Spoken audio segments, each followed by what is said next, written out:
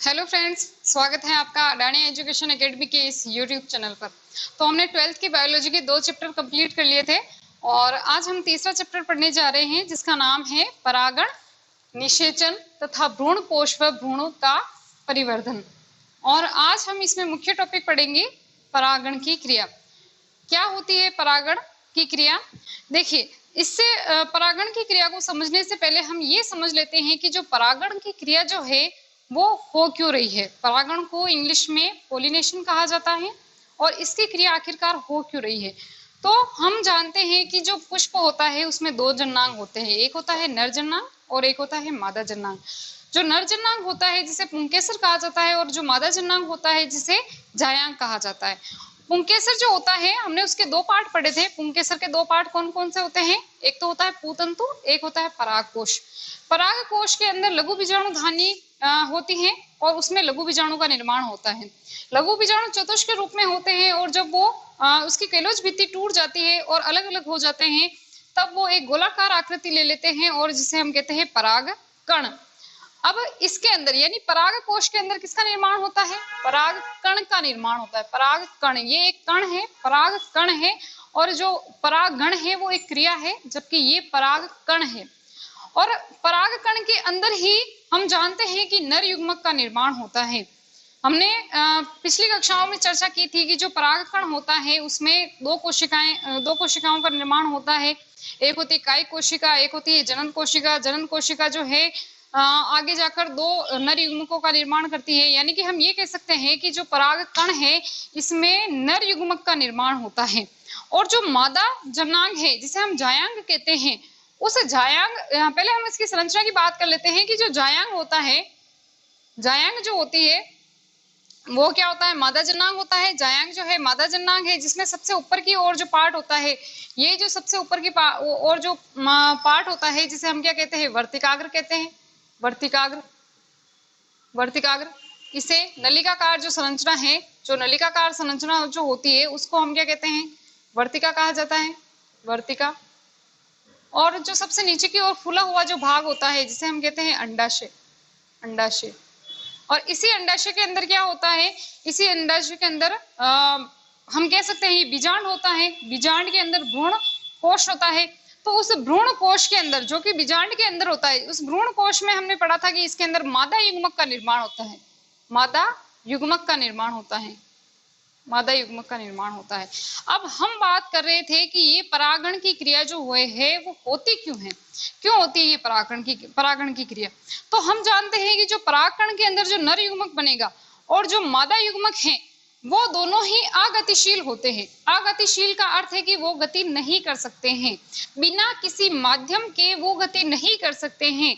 और हम जानते हैं कि जब ये दोनों आपस में मिलते हैं तो क्या होती है? निषेचन की क्रिया होती है और निषेचन की क्रिया होने के बाद में ही भ्रूण का निर्माण होता है तथा आगे से आगे फल का निर्माण होता है। यानी कि निषेचन की क्रिया के लिए इस नर युग्मक और मादा युग्मक का पास आना जरूरी है, यानी इनका मिलना जरूरी है। और पास आने के लिए ही किसकी क्रिया होती है? परागण की क्रिया। क्योंकि ये दोनों कैसे होते हैं? अगतिशील होते हैं। अगतिशील होंगे तो ये दोनों आपस में एक दूसरे के पास नहीं आ पाएंगे।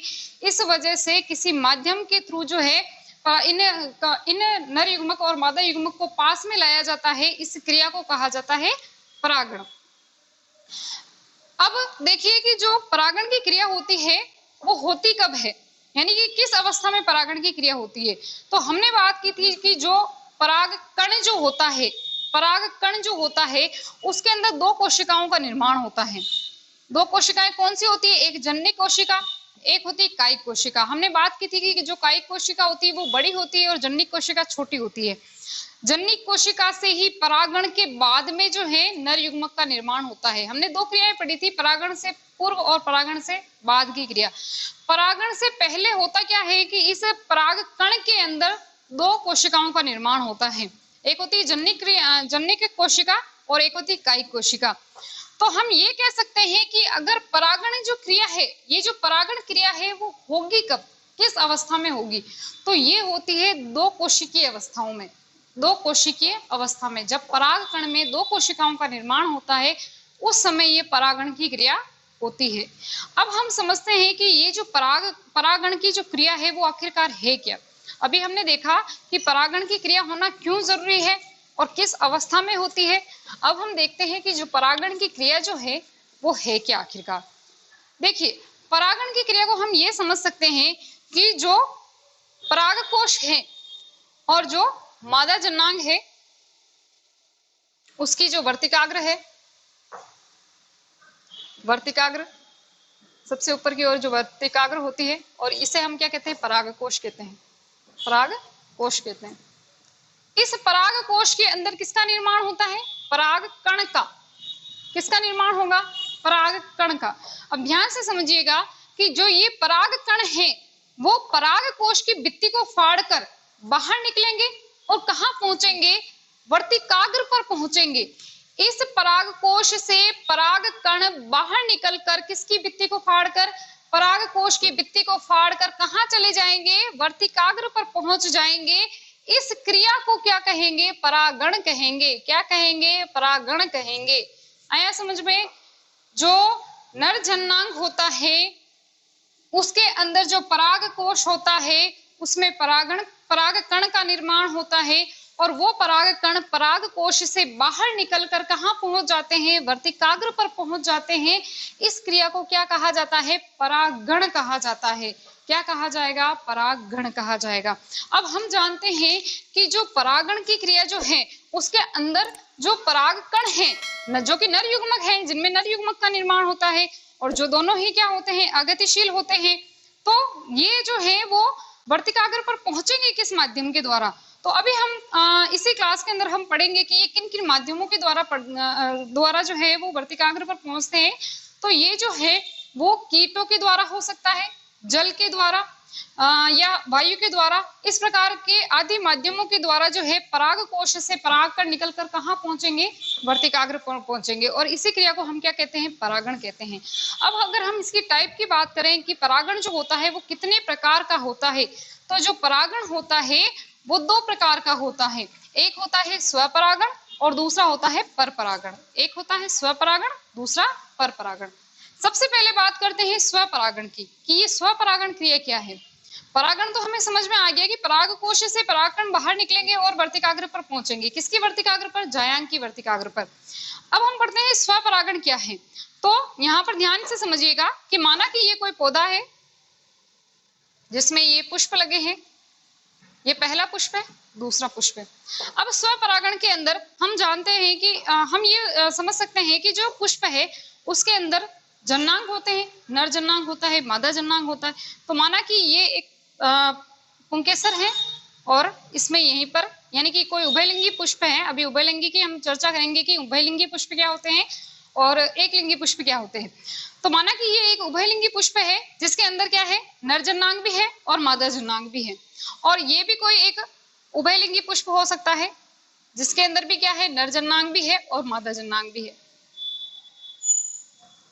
अब हम बात कर रहे हैं कि जो स्वपरागण जो क्रिया है उसका अर्थ क्या है, स्वपरागण की क्रिया क्या है। तो हम जान रहे हैं कि ये जो पौधा है वो एक ही पौधा है, एक ही पौधा है। इस पौधे के अंदर किसी एक पुष्प है, उस पुष्प के परागकण, उस पुष्प के अंदर जो पुंकेसर है यानी कि जो नर जनांग है उसमें से जो परागकण निकलेंगे वो या तो उसी पुष्प की वर्तिकाग्र पर पहुंचेंगे, इसी के अंदर जो वर्तिकाग्र है, इसी के अंदर जो जायांग है उसकी वर्तिकाग्र पर पहुंचेंगे, या इस पुष्प के परागकोश से परागकण निकलकर उसी पौधे के दूसरी वर्तिकाग्र, उसी पौधे के दूसरे पुष्प की वर्तिकाग्र पर पहुंचेंगे। इस क्रिया को कहा जाता है स्वपरागण। क्या कहा जाएगा, स्वपरागण। स्वपरागण में दो कंडीशन बन रही है, पौधा वही है, पुष्प चेंज हो सकते हैं। पौधा एक ही रहेगा, पौधा कभी चेंज नहीं होगा, पौधा वही रहेगा।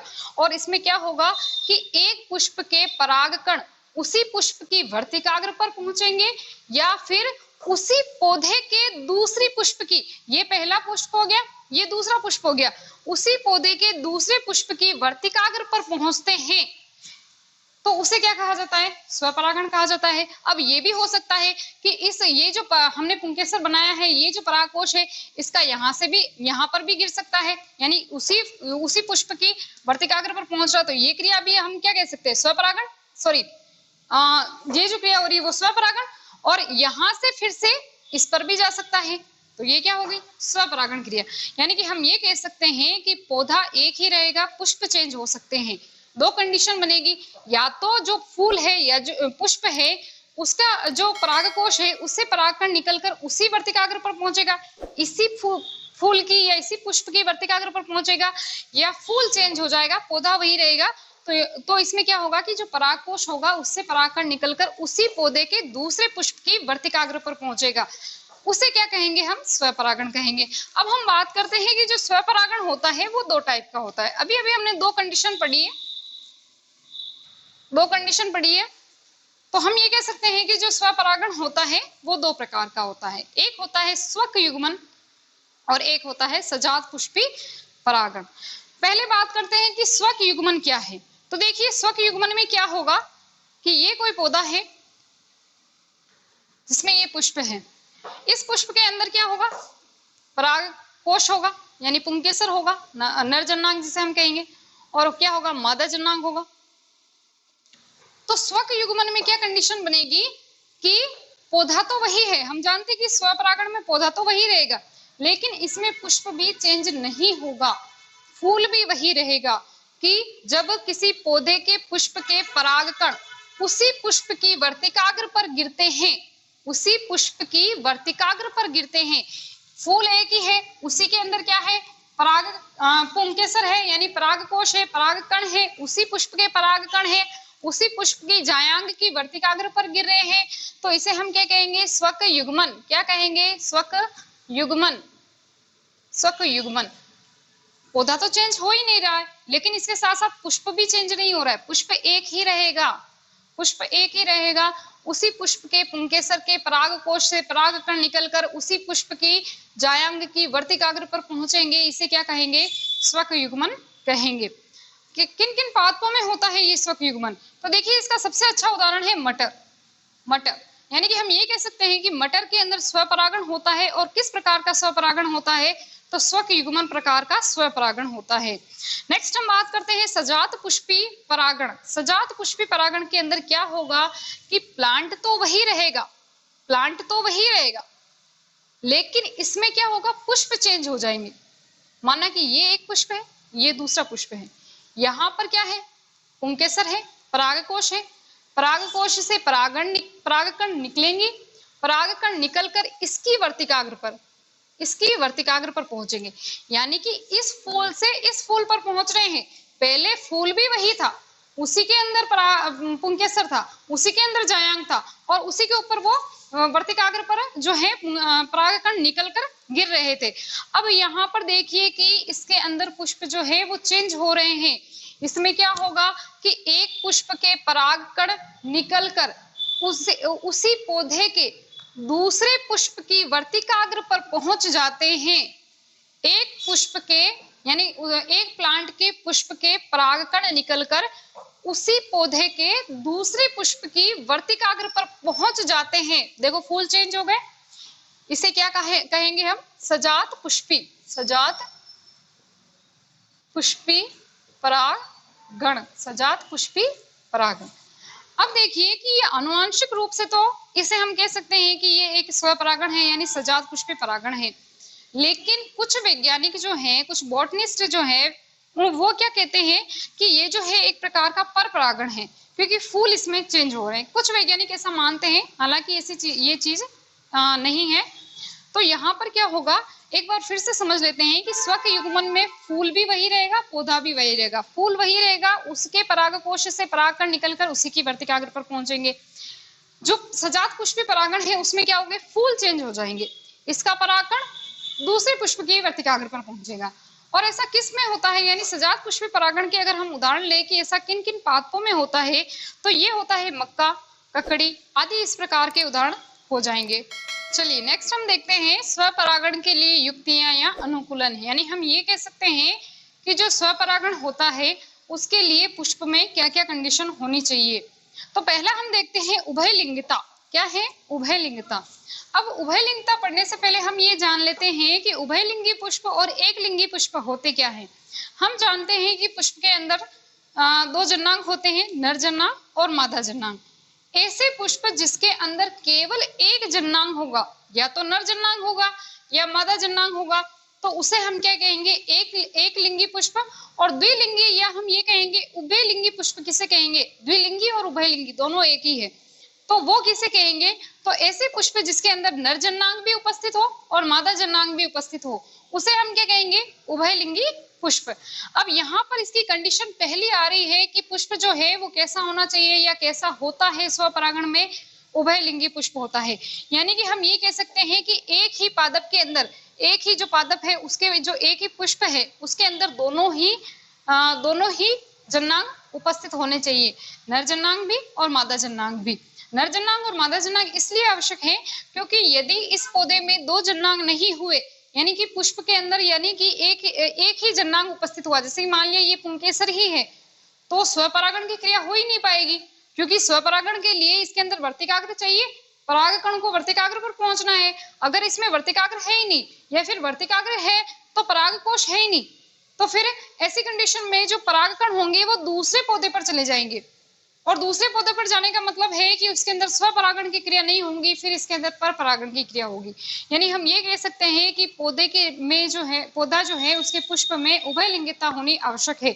उभयलिंगिता का अर्थ है कि दोनों ही जननांग उपस्थित होने चाहिए। इस कंडीशन में क्या होगा कि जो परागकण होंगे वो निकलकर इसी पुष्प के इसी पुष्प की जो वर्तिकाग्र होगी उसके अंदर आ जाएंगे। या फिर हम ये कह सकते हैं कि जो पौधा है भले ही वो दूसरा पुष्प हो लेकिन फिर भी इसी पौधे पर रहेंगे। कुल मिला के पौधा यही रहेगा अगर इसमें द्विलिंगी या उभयलिंगी पुष्प है तो। नेक्स्ट हम देखते हैं, अच्छा इसका पहले एक उदाहरण देख लेते हैं कि इसका क्या उदाहरण हो सकता है। तो उभयलिंगिता का उदाहरण है मटर, यानी मटर का जो पौधा होता है उसका जो पुष्प होता है उसमें पुष्प जो होता है वो उभयलिंगी पुष्प होता है, यानी वो द्विलिंगी पुष्प होता है, उसके अंदर नर जननांग भी उपस्थित होता है और मादा जननांग भी उपस्थित होता है। नेक्स्ट हम देखते हैं समकाल पक्वता। समकाल यानी समान समय में परिपक्व होना। समान समय में कौन परिपक्व, कि जो नर जननांग होते हैं और जो मादा जननांग होते हैं उनका एक समय में परिपक्व होना अति आवश्यक है। यदि वो एक समय में परिपक्व नहीं हुए, हम माना कि यदि कि जो परागकोश है वो पहले परिपक्व हो गया, वो पहले पक गया, तो उसकी उसकी जो भित्ति होगी वो फटेगी, परागकण तो बाहर आ जाएंगे, लेकिन यदि जायांग परिपक्व नहीं है तो वो उसे ग्रहण नहीं कर पाएगा और फिर उसका अंकुरण नहीं हो पाएगा। यानी हम ये कह सकते हैं कि जो नर जननांग और मादा जननांग है उन दोनों को एक ही समय पे परिपक्व होना अति आवश्यक है। इसका अगर उदाहरण देखा जाए कि समकाल पक्वता किन पौधों के अंदर पाई जाती है, तो इसका उदाहरण हो जाएगा गुलाबास, सदाबहार आदि पौधे इस प्रकार के उदाहरण हो जाएंगे। नेक्स्ट हम देखते हैं अनुन्मील्यता। अनुन्मील्यता क्या होती है? अनुन्मील्यता का अर्थ हम समझते हैं कि बहुत सारे ऐसे पौधे होते हैं जो कभी खुलते ही नहीं, वो हमेशा बंद रहेंगे। अगर वो हमेशा बंद हैं तो क्या होगा, उसके अंदर जो परागकोश होगा वो फटेगा और उससे जो परागकण निकलेंगे वो इस पुष्प से बाहर नहीं निकल पाएंगे। यानी कि हम ये समझते हैं कि जैसे कि मान लीजिए ये कोई पुष्प है जो हमेशा बंद ही रहता है, ये हमेशा बंद ही रहेगा। इसके अंदर जो परागकोश होगा उसमें उसका जो पुंकेसर होगा और उसमें जो परागकोश होगा उसमें क्या बनेंगे, परागकण बनेंगे। अब यदि ये हमेशा बंद है तो इसके परागकण इस पुष्प से बाहर ही नहीं जा सकते हैं। तो यहाँ पर जो जायांग उपस्थित होगा उसकी जो वर्तिकाग्र होगी, यदि ये फट भी गया तो इसकी वर्तिकाग्र पर आ जाएगा। यानी ये कौन सा परागण हो गया, स्वपरागण हो गया, क्योंकि ये बाहर ही नहीं जा पाएंगे। अगर ये बाहर जाते तो दूसरे पौधे पर गिरते, तो उस कंडीशन में हम ये कह सकते हैं कि परपरागण होगा। लेकिन इस कंडीशन में क्या होगा, ये जो परागकण होगा वो होगा जो परागकण होंगे उसी पुष्प के वर्तिकाग्र पर गिर जाएंगे। तो हम ये कह सकते हैं कि स्वपरागण की जो प्रक्रिया है उसमें क्या क्या कंडीशन होनी चाहिए पुष्प के अंदर, तो उभयलिंगिता, समकाल पक्वता और अनुन्मील्यता। और ऐसे कौन से पादप है जो हमेशा बंद रहते हैं और खुलते नहीं है तथा उनके अंदर अनुन्मील्यता की क्रिया होती है, तो ऐसे उदाहरण है, इसके उदाहरण हम ले सकते हैं वायुला, कनकोआ आदि। चलिए नेक्स्ट हम देखते हैं परपरागण, जिसे क्या कहा जाता है, सजात परागण भी कहा जाता है। हमने स्वपरागण की क्रिया तो पढ़ ली कि स्वपरागण में क्या होगा, पौधा वही रहेगा, पुष्प चेंज हो सकते हैं, एक पुष्प से उसी पौधे के दूसरे पुष्प के वर्तिकाग्र पर भी जो है परागकण जा सकते हैं। लेकिन परपरागण में क्या होगा कि पौधा ही चेंज हो जाएगा। माना कि ये कोई पौधा है जिसके अंदर एक पुष्प में क्या है, पराग कोश है या पुंकेसर है, जिसके पराग कोश में परागकण बन रहे हैं। और ये कोई दूसरा पौधा है जिसके पुष्प के अंदर क्या है, मादा जन्नांग है, जिसे जायांग भी कहा जाता है, मादा जन्नांग है। अब यहाँ पर देखिए कि पौधे जो हैं वो चेंज हो गए हैं, एक पौधा और ये दूसरा पौधा, पौधा जो है पूरा ही चेंज हो गया है। लेकिन ये दोनों जो पौधे होंगे वो एक ही जाति के होने चाहिए, इनकी जाति जो है वो एक ही होनी चाहिए, एक ही जाति के दो पौधे। अब इसमें क्या होगा कि एक पौधे के पुष्प के पराग कोश से परागकण निकलकर उसी की जाति के दूसरे पौधे के पुष्प की वर्तिकाग्र पर पहुंच जाते हैं। इस क्रिया को क्या कहा जाता है, परपरागण कहा जाता है। क्या हो रहा है, एक बार फिर से समझते हैं कि कोई पौधा है, उसका जो पुष्प है उसके अंदर जो पुंकेसर है, उसका जो परागकोश है, उससे परागकण निकलकर दूसरे पौधे के पुष्प की वर्तिकाग्र पर पहुंच रहा है और दूसरा पौधा जो है उसी जाति का होना चाहिए। इस क्रिया को हम क्या कहेंगे, परपरागण कहेंगे। क्या कहेंगे, परपरागण कहेंगे। एक पौधे के पुष्प की परागकोश से परागकण निकलकर उसी जाति के पुष्प की वर्तिकाग्र पर पहुंचते हैं परागकण, उस क्रिया को क्या कहा जाता है, परपरागण कहा जाता है। स्वपरागण में पौधा वही था, पुष्प चेंज हो सकते थे, उसमें भी दो कंडीशन पड़ी थी, एक ही पुष्प पर जाएगा या दूसरे पुष्प पर जाएगा। लेकिन यहाँ पर पुष्प के साथ साथ पौधा भी चेंज है और वो जो पौधा है वो पहले पौधे की जाति का ही होना चाहिए। अब हम नेक्स्ट पढ़ते हैं परपरागण की युक्तियां एवं अनुकूलन। जो परपरागण है वो उस परपरागण किन पौधों के अंदर होना चाहिए, उन पौधों में या उन पुष्प में क्या कंडीशन होनी चाहिए कि जब उनके अंदर क्या हो, परपरागण की क्रिया हो। तो हम इसकी पहली कंडीशन पढ़ते हैं, वो है स्वबंध्यता। क्या होती है स्वबंध्यता, कि हम जानते हैं कि जो पुंकेसर होता है उसका जो परागकोश होता है उसमें परागकण बाहर निकलेंगे, कहाँ जाएंगे, वर्तिकाग्र पर जाएंगे, नॉर्मल बात है, वर्तिकाग्र पर जाएंगे। लेकिन स्वबंध्यता का अर्थ क्या होगा कि यहाँ से परागकण निकलकर यहाँ पर तो पहुंच जाएंगे। सॉरी, मार्कर काम नहीं कर रहा है, दूसरा ले लेते हैं। तो यहाँ से परागकण निकलकर कहाँ पहुंच जाएंगे, वर्तिकाग्र पर तो पहुंच जाएंगे, यहाँ पर तो परागकण जो है वहां यहाँ पर तो पहुंच जाएंगे। लेकिन यहाँ पर जो है इस परागकण का क्या नहीं हो पाएगा, इस परागकण का अंकुरण नहीं हो पाएगा। अंकुरण यदि नहीं हो पाएगा तो इससे क्या नहीं निकलेगी, पराग नलिका नहीं निकलेगी। पराग नलिका नहीं निकलेगी तो बीजांड तक जो है नर युग्मकों को रास्ता नहीं पहुंच पाएगा, यानी नर युग्मकों का निर्माण ही नहीं होगा। क्योंकि हमने पढ़ा था कि जो नर युग्मकों का निर्माण होता है वो पराग नली के अंदर भी होता है। तो यहाँ पर कुल मिला के बात यह है कि जो परागकण है वो पहुंच तो जाएगा, लेकिन यहाँ पर क्या नहीं हो पाएगा, अंकुरण नहीं हो पाएगा। यानी ऐसे पौधों को क्या कहा जाता है, स्वबंध्यता कहा जाता है। अब स्वबंध्यता होना क्यों जरूरी है, क्योंकि यदि स्वबंध्यता नहीं हुई और यहाँ से परागकण निकलकर माना कि इस वर्तिकाग्र पर पहुंच गया, तो यहाँ पर यदि अंकुरण हो गया तब तो ये कौन सा हो जाएगा, स्वपरागण हो जाएगा। स्वपरागण हो जाएगा यदि माना कि एक ही पौधा है उसी के अंदर द्विलिंगी पुष्प है और इसी के अंदर क्या होगा, द्विलिंगी पुष्प के अंदर नर जनांग भी होगा, मादा जनांग भी होगा और उसी से निकलकर इसकी वर्तिकाग्र पर पहुंच गया और यहाँ पर अंकुरण हो गया। यहाँ पर यानी कि हम ये कह सकते हैं कि यहाँ पर जो है परागण की क्रिया संपन्न हो गई, तो फिर इसको क्या कहेंगे, हम स्वपरागण कहेंगे। यानी कि यहाँ पर इसका अंकुरण नहीं होना चाहिए। जब यहाँ पर अंकुरण नहीं होगा तो ये जो परागकण है वो किसी और पौधे पर जाएंगे उस कंडीशन में, तो उस कंडीशन को हम क्या कहेंगे, परपरागण की क्रिया कहेंगे। यानी कि इनके अंदर स्वबंध्यता होना बहुत आवश्यक है।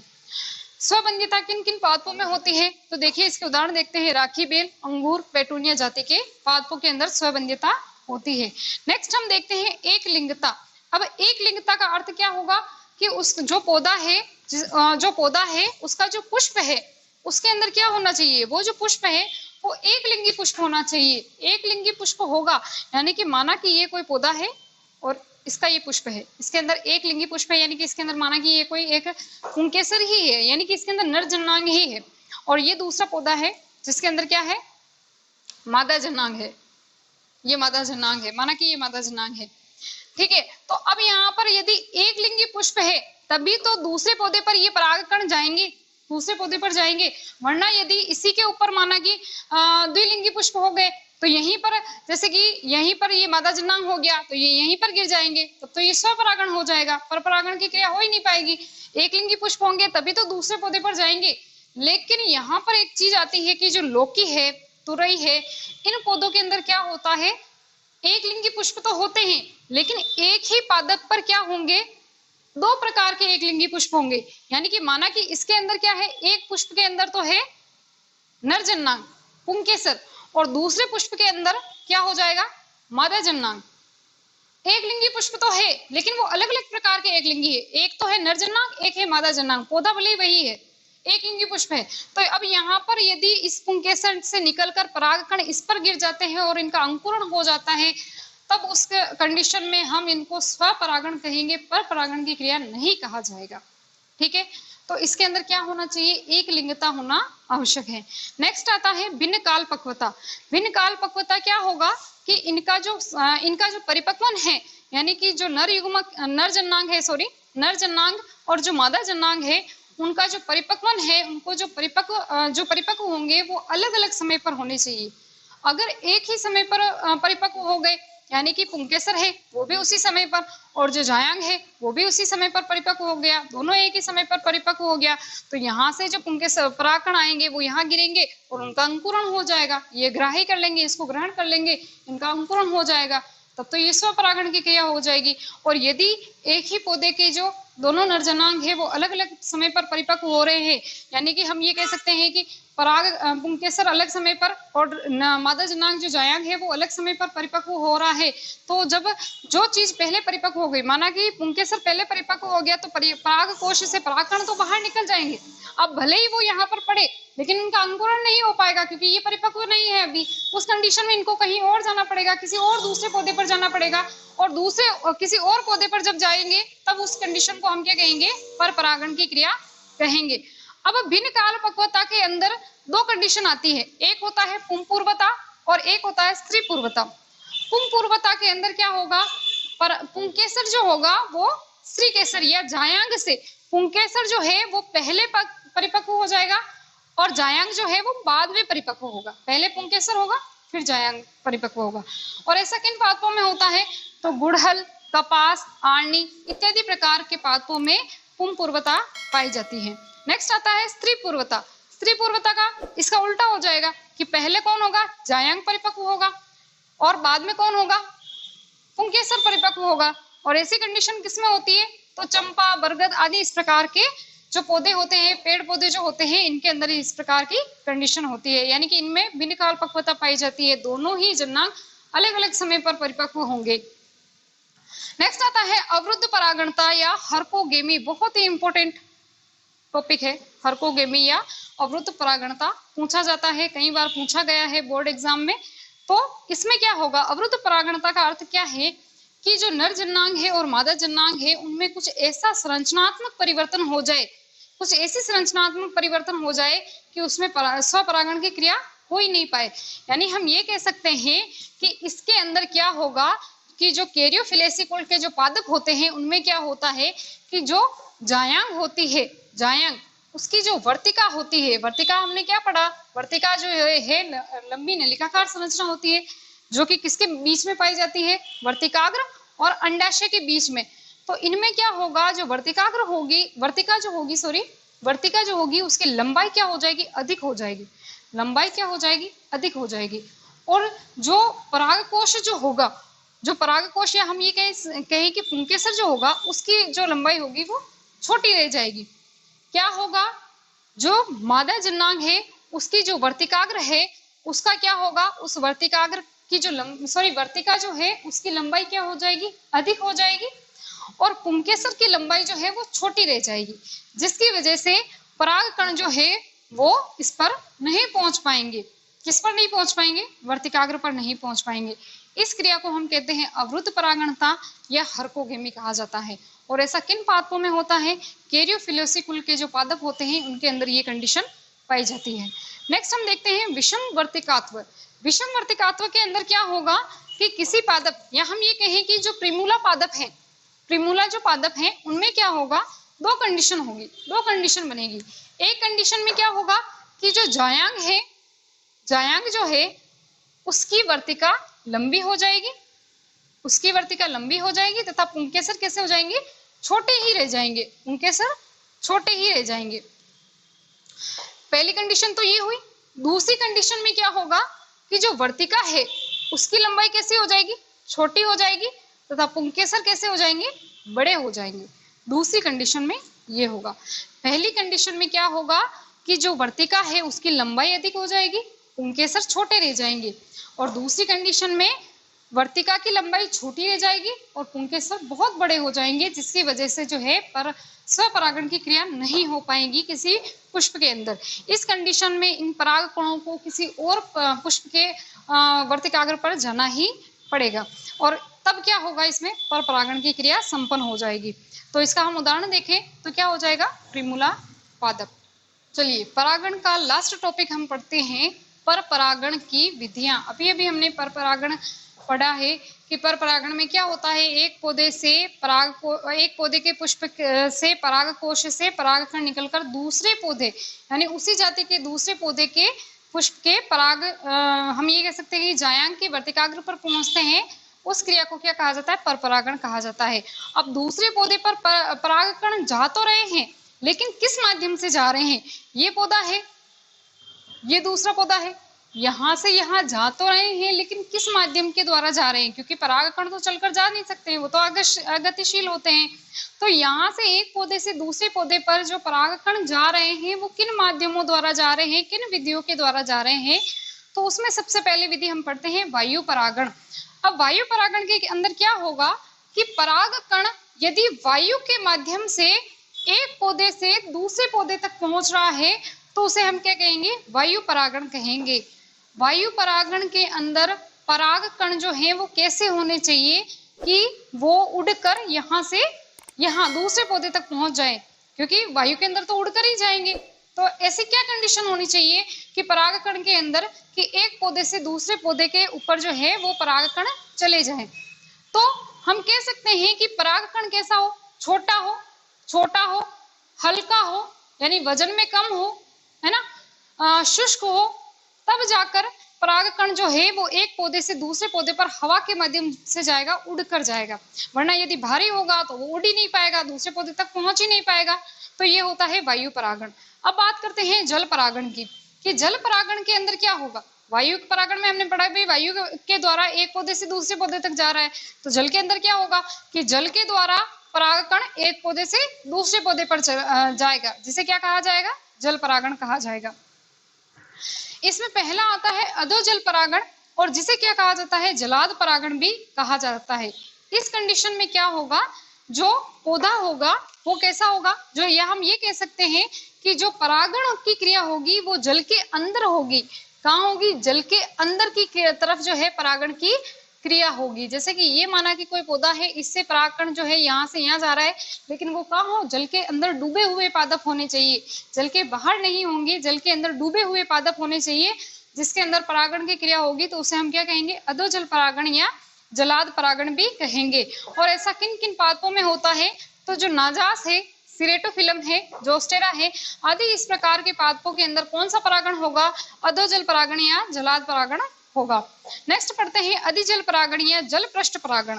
अधिजल परागण के अंदर क्या होगा कि अधिजल परागण, इसमें हमने पढ़ा परागण की जो क्रिया होगी वो जल के अंदर होगी, इसमें इसका उल्टा हो जाएगा, जल के बाहर की ओर होगी। यानी पौधा जो होगा वो जल के बाहर निकला हुआ होगा, जल के बाहर यानी उसकी पृष्ठ पर होगा, और इसी को हम क्या कहते हैं, जल पृष्ठ कहते हैं, क्योंकि ये इसकी पृष्ठ पर ऊपर की ओर निकला हुआ होता है। तब यहाँ पर क्या होगा, पौधा तो जलीय ही होगा, जल के अंदर ही होगा पौधा तो, लेकिन जल के ऊपरी सतह पर जब परागण की क्रिया होगी तब इसे हम क्या कहेंगे, अधिजल परागण या जल पृष्ठ परागण कहेंगे। इसके उदाहरण देखें तो इसका अच्छा सा उदाहरण है वेली सनेरिया। क्या होगा, वेली सनेरिया। नेक्स्ट हम देखते हैं कीट परागण।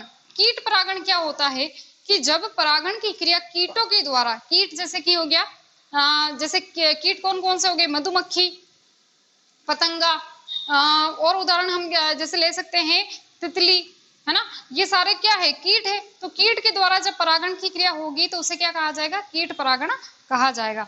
अब इसमें कैसे होने चाहिए परागकण की उनके द्वारा कीटों के द्वारा परागण की क्रिया हो। तो परागकण कैसे होने चाहिए? चमकदार होने चाहिए, आकर्षक होने चाहिए, जब जाकर वो कीट जो है उनकी तरफ आकर्षित होंगे। गंध युक्त होने चाहिए, उनको गंध महसूस होनी चाहिए जब वो उनकी तरफ बढ़ेंगे, आगे बढ़ेंगे, गंध युक्त होने चाहिए। और इसके अलावा सबसे इंपॉर्टेंट चीज कि उनमें मकरंद होना चाहिए, यानी वो मकरंद स्रावित करते हुए होने चाहिए। मकरंद यानी एक चिपचिपा पदार्थ होता है, यदि उसके अंदर मकरंद अधिक है तो कीट जब इस परागकण पर बैठेगा तो वो परागकण जो है कीट की सतह से चिपक जाएगा, कीट की शरीर की सतह से चिपक जाएगा, चाहे पांव से, चाहे चोंच से या चाहे उसके शरीर के किसी भी भाग से जब परागकण चिपक जाएगा और जब वो कीट दूसरे पौधे पर जाएगा तो वो परागकण भी उसी के साथ जो है दूसरे पौधे पर चला जाएगा। इसे हम क्या कहते हैं? कीट परागण कहते हैं। और ऐसा कीट परागण कहाँ होता है, या हम ये कहें कि 80% जो कीट परागण होता है, 80% जो कीट परागण होता है वो होता है मधुमक्खियों के द्वारा। किसके द्वारा? मधुमक्खियों के द्वारा। मधुमक्खियों के द्वारा 80% जो कीट परागण होता है वो मधुमक्खियों के द्वारा होता है। और किन किन के अंदर होता है ये कीट परागण? तो सरसों, साल्विया जिसे हम तुखमलंगा कहते हैं, आर्किड्स, आक इत्यादि। ये जो कि 12वीं की बुक के अंदर जो एग्जाम्पल लिख रखे हैं वही लिखे हैं मैंने। नेक्स्ट हम देखते हैं पक्षी परागण। पक्षी परागण के अंदर क्या होगा कि जो पक्षियों के द्वारा जो परागण की क्रिया होगी उसे क्या कहा जाएगा? पक्षी परागण। यानी पक्षी जो है एक परागकण को एक पौधे से दूसरे पौधे तक ले जाएंगे, उसको हम कहेंगे पक्षी परागण। और पक्षी परागण क्रिया होने के लिए भी परागकण कैसे होने चाहिए? चमकदार होने चाहिए, आकर्षक होने चाहिए, मकरंद युक्त होने चाहिए ताकि उनकी चोंच से या उनकी सतह से चिपक सके, और गंध युक्त होने चाहिए। किन किन पादपों के अंदर होता है पक्षी परागण? तो सेमल, बिग्नोनिया, पलाश, रक्तमदार आदि इस प्रकार के पौधों के अंदर पक्षी परागण की क्रिया होती है। नेक्स्ट हम देखते हैं चमगादड़ परागण। चमगादड़ के द्वारा भी परागण की क्रिया होती है। हम जानते हैं कि जो चमगादड़ होता है वो रात्रिचर प्राणी है, यानी वो रात्रि को ही गति करता है, रात को ही एक स्थान से दूसरे स्थान पर जाता है। तो कुछ ऐसे पौधे होते हैं या कुछ ऐसे पुष्प होते हैं जो रात को खुलते हैं, रात्रि के समय वो खुलते हैं। जब वो रात्रि के समय खुलेंगे और उनके जो परागकण बाहर आएंगे तब ये क्या करेंगे? चमगादड़ जब रात्रि के समय गति करेंगे तो उस पौधे पर बैठकर वो जो परागकण होंगे इनकी सतह से चिपकेंगे और वो एक पादप से दूसरे पादप पर पहुंचा दिए जाएंगे। तो ये होता है चमगादड़ परागण, यानी चमगादड़ के द्वारा भी परागण की क्रिया होती है। अगर हम इसके उदाहरण की बात करें तो ये होता है कदम, कचनार, बालम खीरा, गोरख इमली इत्यादि प्रकार के पादपों के अंदर होता है, जो कि रात के अंदर उनके पुष्प जो हैं वो खुलते हैं। अब कुछ दो चीजें और बता रखी है इसके अंदर बुक के अंदर कि कुछ जो परागण की क्रिया है वो घोंघों के द्वारा भी होती है। घोंघे के द्वारा जो परागण की क्रिया होती है वो किन किन में होता है? तो सर्प वृक्ष और आर्किड्स से जो पौधे होते हैं, कुछ आर्किड्स होते हैं उनके अंदर घोंघों के द्वारा भी परागण की क्रिया होती है। और गिलहरी जो होती है उसके अंदर भी उसके द्वारा भी परागण की क्रिया होती है। गिलहरी जो होती है वो क्या करती है? परागण की क्रिया किस प्रकार से? परागकण को जो है वो एक पौधे से दूसरे पौधे तक ले जाने का कार्य करती है, जिसे क्या कहा जाएगा? गिलहरी परागण या गिलहरी के द्वारा परागण की क्रिया। ये किन में होता है? जो गुलमोहर के पादप होते हैं और जो सेमल के पादप होते हैं उनके अंदर गिलहरी के द्वारा भी जो है परागण की क्रिया संपन्न होती है। तो आज हमने परागण का जो है एक पूरा का पूरा टॉपिक हमने पढ़ लिया है। परागण क्या होता है, परागण के प्रकार पढ़ लिए हैं हमने, उनके अनुकूलन पढ़ लिए हैं और किन किन माध्यमों के द्वारा जो परागण की क्रिया होती है वो पढ़ ली है। नेक्स्ट हमारा टॉपिक रहेगा निषेचन की प्रक्रिया। तो आज की क्लास यहीं तक। Thank you.